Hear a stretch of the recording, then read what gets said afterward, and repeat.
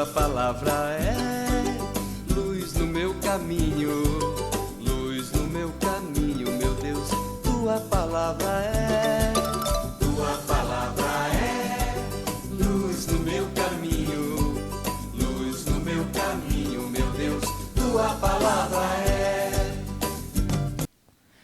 Boa noite, seja muito bem-vindo, meu irmão e minha irmã. A paz de Cristo esteja com vocês. É muito bom ter você conosco nesta noite, para poder assim aprender mais sobre a palavra de Deus. Este momento bíblico é feito com muito carinho para você. E eu convido você e toda a sua família neste momento a entrar em oração, para que possa assim aprender, entender a palavra de Deus e levá-la aonde você for. Por isso eu convido você para cantar conosco e rezar conosco, pedindo assim a presença do Espírito Santo, para que ele ajude você a levar a palavra e guardar a palavra em seu coração. Em nome do Pai, do Filho e do Espírito Santo. Amém. Guarda a palavra, guarda no coração, que ela entre em sua alma e penetre os sentimentos. Busca noite e dia a luz, o amor de Deus. Se guardares a palavra, ela te guardará. Se guardares a palavra, ela te guardará. Eu convido você agora a cantar comigo. Guarda a palavra, guarda no coração, que ela entre em sua alma e penetre os sentimentos. Busca noite e dia a luz, o amor de Deus. Se guardares a palavra, ela te guardará. Se guardares a palavra, ela te guardará.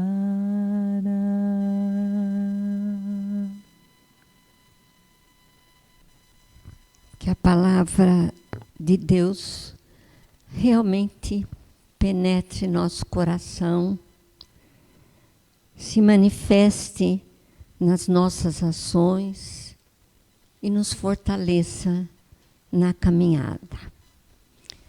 Até o nosso 35º momento bíblico, nós estávamos vendo várias partes da Bíblia, várias cartas, vários textos.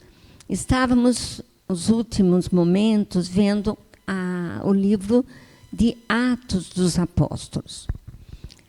Agora, já você que está acompanhando com a gente, tem possibilidade de, seguindo aquelas sugestões para ler a palavra, continuar lendo um pouquinho sozinhos o livro de Atos. Porque agora ele começa a contar as viagens, a formação das comunidades, as grandes dificuldades que eles passaram, tanto para as perseguições, como às vezes desentendimento dentro da própria comunidade. Então dá bem para a gente agora seguir sozinho. Está na hora da gente começar a fazer o nosso horário em casa, sozinhos. Hoje nós vamos começar o livro de Gálatas. Esse livro que nós vamos começar hoje, do capítulo 1, do versículo de 1 a 12. São 6 capítulos, então vai ser rápido para a gente ver, porque o livro aos Gálatas é praticamente o Evangelho. Paulo vai fixar ali na galáxia a questão do Evangelho. Os Gálatas eram povos que moravam numa região onde hoje é uma parte, um pedacinho da Turquia. E ali vivia uma comunidade.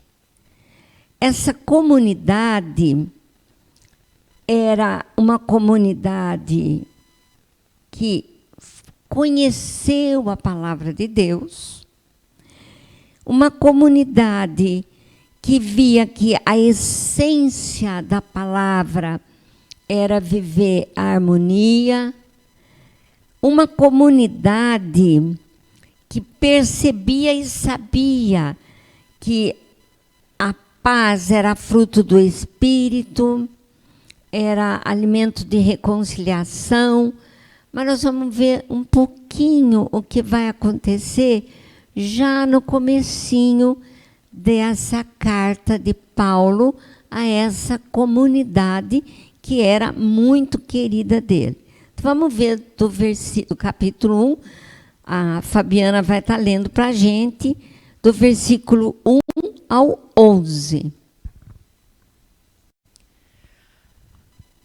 Paulo, apóstolo, não da parte dos homens, nem por intermédio de um homem, mas por Jesus Cristo e Deus Pai que o ressuscitou dentre os mortos. E todos os irmãos que estão comigo, as igrejas da Galácia. Graça e paz a vós, da parte de Deus nosso Pai e do nosso Senhor Jesus Cristo, que se entregou a si mesmo pelos nossos pecados, a fim de nos livrar do presente mundo mau, segundo a vontade do nosso Deus e Pai, a quem seja dada a glória pelos séculos dos séculos. Amém. Admiro-me de que tão depressa abandoneis aqueles que vos chamou pela graça de Cristo e passeis a outro evangelho. Não que haja outro, mas há alguns que vos estão perturbando e querendo corromper o evangelho de Cristo.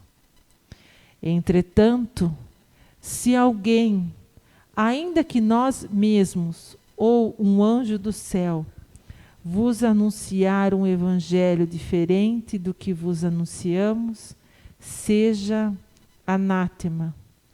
Como já vos dissemos, volto a dizê-lo agora. Se alguém vos anunciar um evangelho diferente do que recebestes, seja anátema. É, porventura, o favor dos homens que agora eu busco, ou o favor de Deus? Ou procuro agradar aos homens? Se eu quisesse ainda agradar aos homens, não seria servo de Cristo. Com efeito, eu vos faço saber, irmãos, que o evangelho por mim anunciado não é segundo o homem, pois eu não o recebi nem aprendi de algum homem, mas por revelação de Jesus Cristo. Olha que interessante o texto que começa essa carta de Paulo aos moradores da Galácia, aos Gálatas. Primeiro ele cumprimenta, né? É bem característico das cartas dele a forma de cumprimentar. Fala do grande amor de Cristo, fala do Cristo ressuscitado, fala que dá graças a Deus pelo que por nos ter dado Jesus Cristo. Mas depois dessa saudação, vem uma repreensão. E é muito interessante que ele fala assim: eu fico admirado de vocês tão depressa passarem para outro evangelho. Isso significa que dentro da comunidade estavam tendo ensinamentos diferentes, estavam tirando outras conclusões. Então ele fala que isso estava deixando ele inquieto, porque vocês receberam o Evangelho, vocês conhecem o Evangelho e agora estão se desviando dele. Depois nós vamos ver o que esse contexto pode falar para nós. Que pretexto essa carta chega até a nós hoje.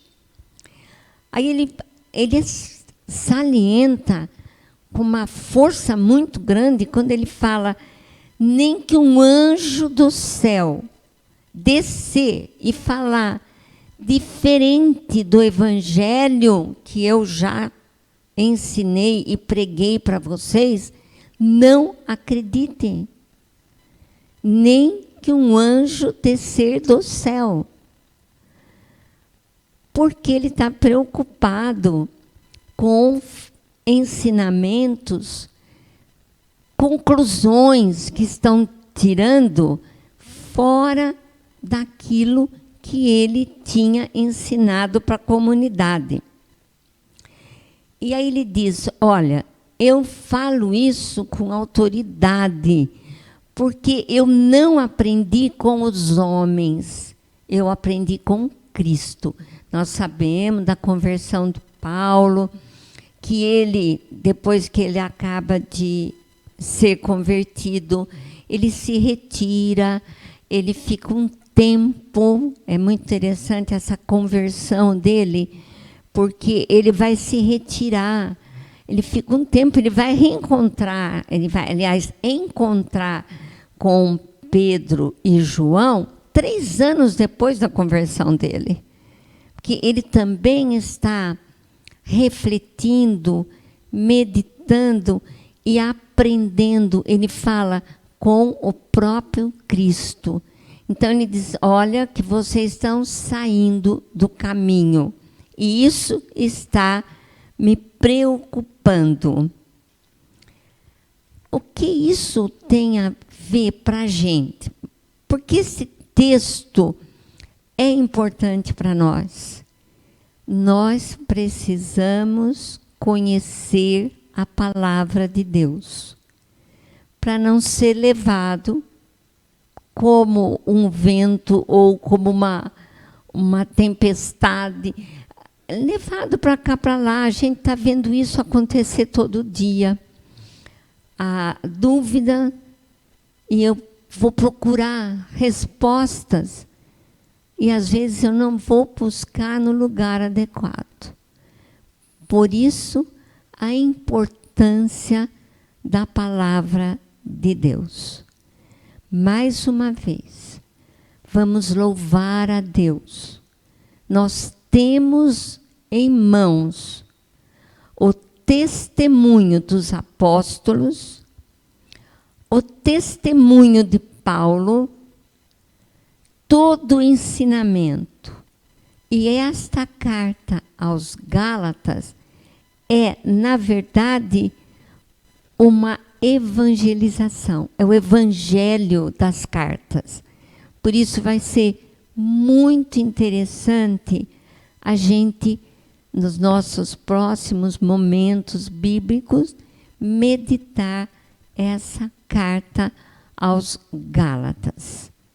Nós hoje estamos vendo, às vezes nos preocupando, quantas maneiras de apresentar Jesus. Nós temos uma fonte, a palavra de Deus. Que a gente ande por ela, busque nela a resposta. É isso que Paulo está dizendo para eles. Não se afaste. E é interessante no texto que é dentro da própria comunidade que tinha gente ensinando outro evangelho, outra forma de enxergar. Ainda hoje eu estava conversando com uma senhora que me disse que ela sempre foi tão boa, faz tanto bem para os outros, e só não acontece coisas boas para a vida dela. Eu disse para ela que às vezes a gente faz tanta coisa boa, mas não está pisando exatamente nas pegadas de Jesus. Então, às vezes a gente pensa que está fazendo melhor, mas está fazendo porque a gente está fazendo para a gente. Eu fiz isso, eu ajudei, eu faço e eu não tenho retorno. Eu não faço para ter retorno. Eu faço para a honra e glória de Deus. Esse é o texto hoje. E é isso que às vezes acontece dentro da comunidade dos Gálatas. Vamos lá, graças a Deus, a nossa não, né? Então vamos em frente, tá bom?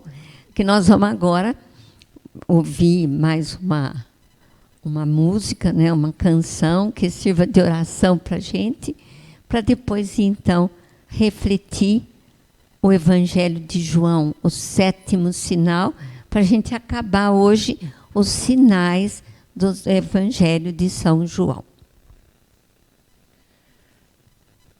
Se ouvires a voz do vento, chamando sem cessar, se ouvires a voz do tempo, mandando esperar, a decisão é tua, a decisão é tua.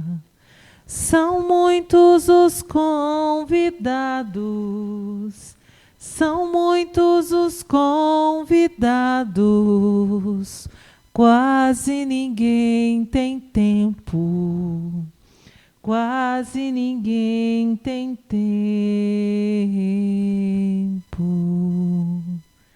Se ouvires a voz de Deus, chamando sem cessar, se ouvires a voz do mundo, querendo te enganar, a decisão é tua, a decisão é tua. São muitos os convidados, são muitos os convidados, quase ninguém tem tempo, quase ninguém tem tempo.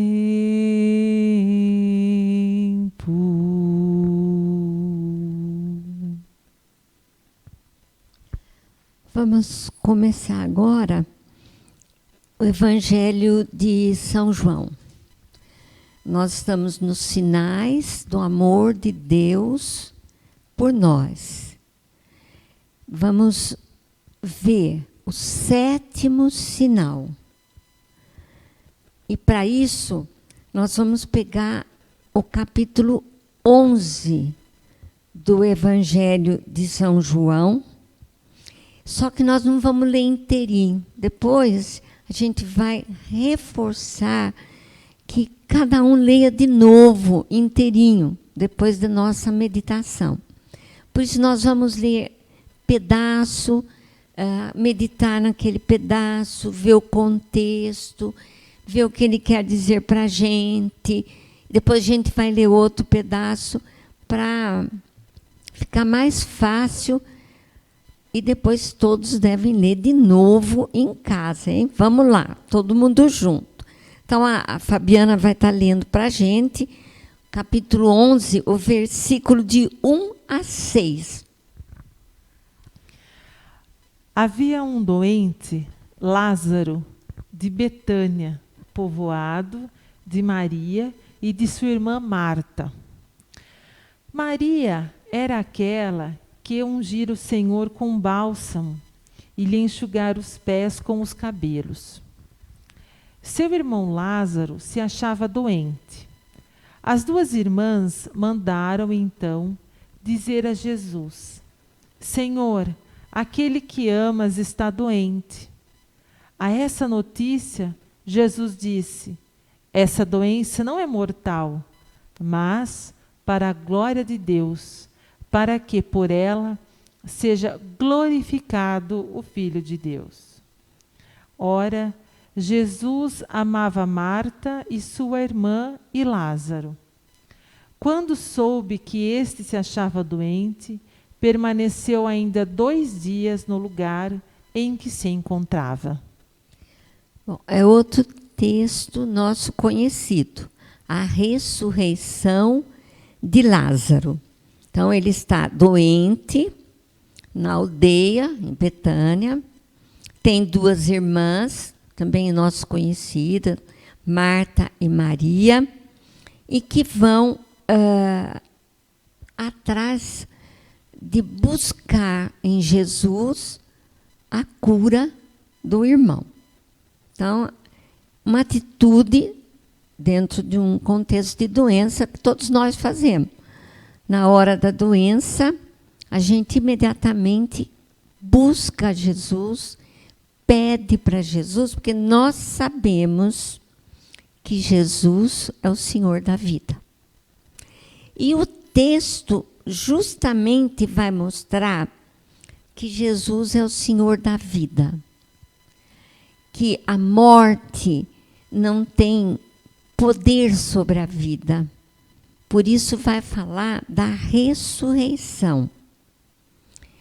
Vai estar contando para nós a confiança que nós precisamos depositar em Cristo, no sentido do que é a nossa vida, o que é a morte, e entender claramente essa ressurreição, que significa a vida eterna.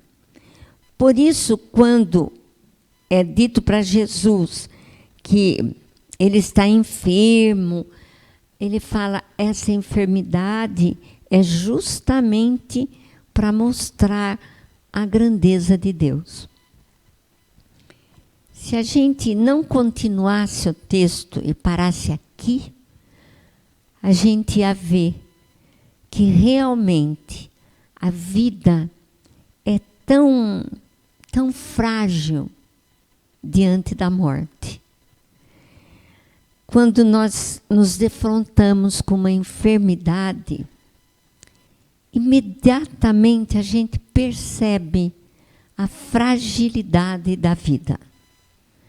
E essa busca que tanto Marta como Maria fizeram de ir até Jesus, quem de nós, que quando viu uma fragilidade da vida, não correu também tendo certeza que Jesus podia e pode solucionar da melhor maneira possível aquela situação.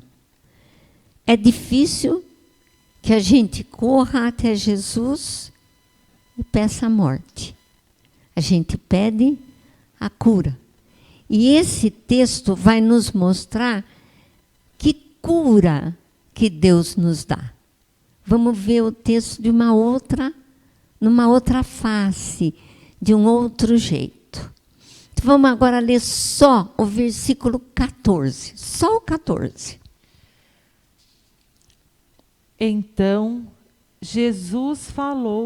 Então Jesus lhes falou claramente. Lázaro morreu. Então, Jesus não está lá ainda. A enfermidade, ele diz, Lázaro está morto. Quando a gente vai até Jesus e pede a cura e vem a morte, Lázaro está morto, vem uma questão de como encarar de frente essa morte. Como encarar essa morte dentro de um projeto de fé. O que vai significar uma morte diante de um projeto de vida? E aí então nós vamos ler agora, vamos continuar lendo do 20 ao 27.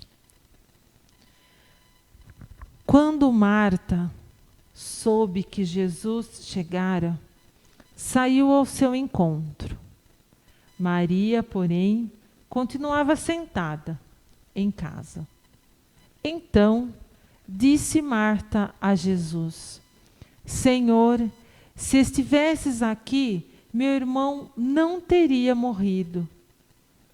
Mas ainda agora sei que tudo que pedires a Deus, Ele te concederá. Disse-lhe Jesus: Teu irmão ressuscitará. Sei, disse Marta, que ressuscitará na ressurreição no último dia. Disse-lhe Jesus: Eu sou a ressurreição. Quem crê em mim, ainda que morra, viverá. E quem vive e crê em mim, jamais morrerá. Crês nisso? Disse ela: Sim, Senhor, eu creio que tu és o Cristo, o Filho de Deus, que vem ao mundo. Agora vem toda uma profissão de fé. O que é fé? Essa confiança, a maneira de viver a fé. Veja as duas figuras, Marta e Maria. Marta, quando sabe que Jesus vem vindo, sai correndo para ir ao encontro de Jesus. Maria fica em casa, silenciosa. São atitudes diferentes. Uma corre para um diálogo aberto, a outra um diálogo silencioso. Mas é fé. É a maneira de se comunicar com Deus nessa hora da morte. Por que esse desespero nosso, e também aqui no texto, diante da morte? Primeiro, nós não nascemos para morrer. Nós nascemos para a vida eterna. Então é muito difícil entender essa morte. Só facilitada quando a gente consegue, pela fé, entender que essa morte nada mais é do que a continuação da vida. É a vida. A morte é o sentido da vida. E olha como foi o diálogo de Marta. Se o Senhor tivesse aqui, meu irmão não teria morrido. Será que quando a gente tem uma pessoa muito mal, a gente acha que Jesus tinha que estar ali na hora?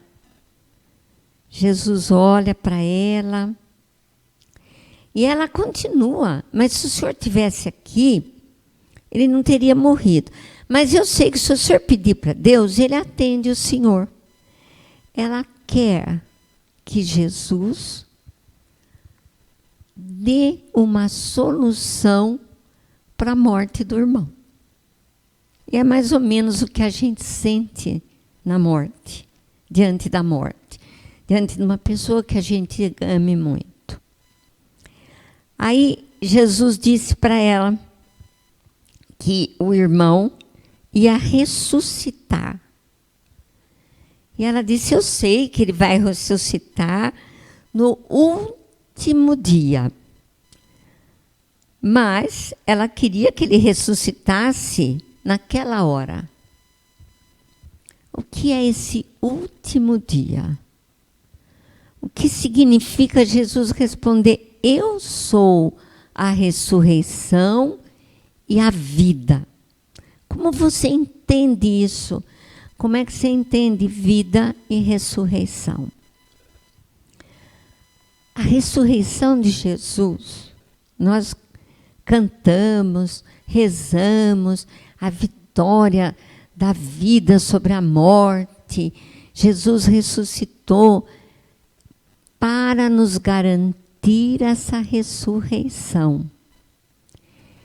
Nós temos um nome, somos conhecidos de Deus porque o que nós somos, e a morte vai significar o estar com Deus.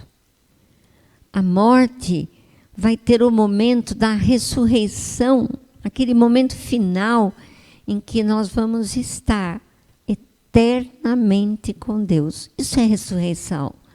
É viver desde o momento da morte física, aquela morte que nos tira a vida, que faz tanta gente chorar e que a gente deve estar sorrindo, porque se vivemos a nossa fé, estamos nos encontrando com Deus, aguardando o reencontro de todos para esse momento final da ressurreição.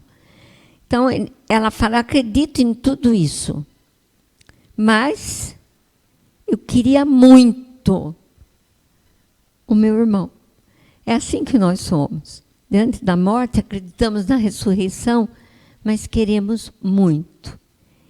E Jesus vai sentir o que eles sentiram, vai chorar como eles choraram e vai ressuscitar Lázaro.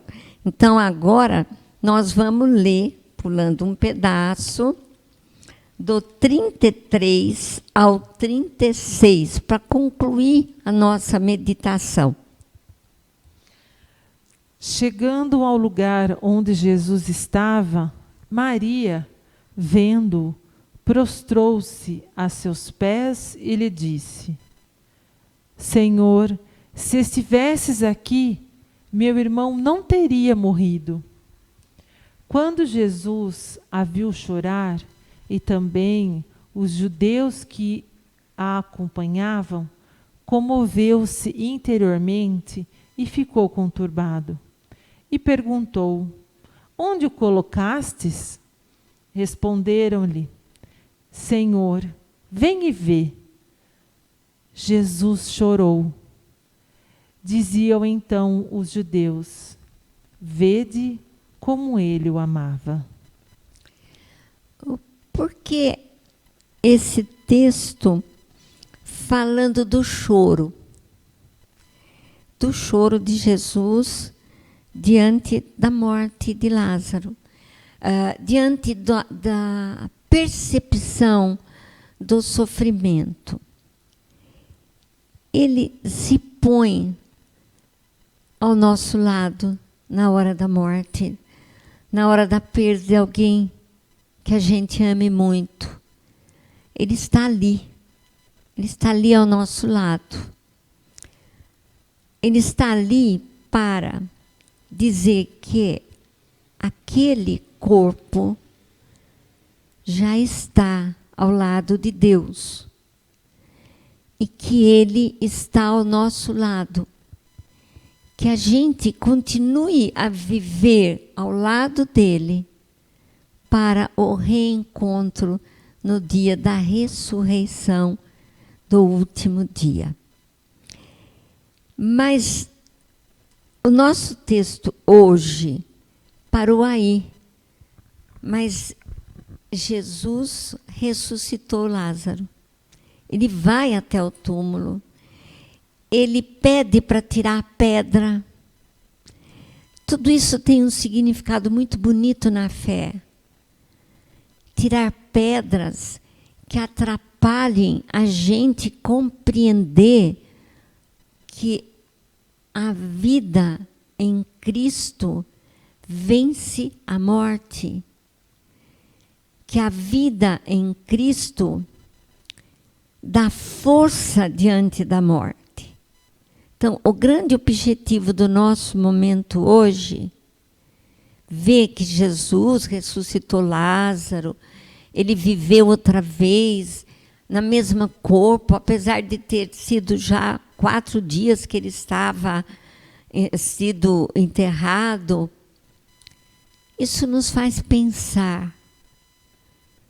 Não importa quanto tempo esse corpo que a gente enterrou esteja lá. Ele já está com Cristo. Ele já está ao lado do Pai. E que a gente possa viver em oração, viver o projeto de Deus para viver e sentir essa ressurreição. Todos nós não gostamos da morte. Todos nós temos um pouco de medo da morte, receio da morte. Mas ela representa a vitória da vida sobre a morte. Pois este texto nos garante: Jesus ressuscitou. Ele também desceu à mansão dos mortos. Ele ficou 3 dias na mansão dos mortos. Depois ressuscitou, subiu aos céus. Nós rezamos isso toda a missa. Está sentado à direita do Pai, aguardando a nossa chegada e nos preparando o grande dia da ressurreição. Então, o importante da nossa fé, como cristãos, nós acreditamos na ressurreição. Deus nos conhece pelo nome e nós vamos ressuscitar com um corpo glorioso, como Jesus ressuscitou. E vamos estar eternamente com o Pai. Cristo ressuscitou, o sertão se abriu em flor, da pedra água saiu. Era noite e o sol surgiu. Glória ao Senhor. Vocês que tristes estão, que gemem sob a dor, na dor de sua paixão, Deus se irmanou. Vocês que pobres são, que temem o opressor, por sua ressurreição, Deus nos livrou. Cristo ressuscitou, o sertão se abriu em flor, da pedra água saiu, era noite, o sol surgiu. Glória ao Senhor. É importante ligar esse texto com os Gálatas. Às vezes, nós nos deixamos levar por outras linhas de pensamento. Nós temos que respeitar. Mas como cristãos, a base da nossa fé, o ponto mais importante da nossa fé é a ressurreição. E é dessa forma que eu queria dizer para nós, para mim, para você que acompanha esse nosso momento. Cristo morreu por nós. Ressuscitou para nos garantir a ressurreição. Por isso, diante da morte, a dor, mas também a certeza, estar em Cristo, a morte é o ingresso da eternidade. Então, leia esse capítulo inteirinho da ressurreição de Lázaro, faça a sua meditação. Vai ser um momento de oração muito profundo da nossa fé.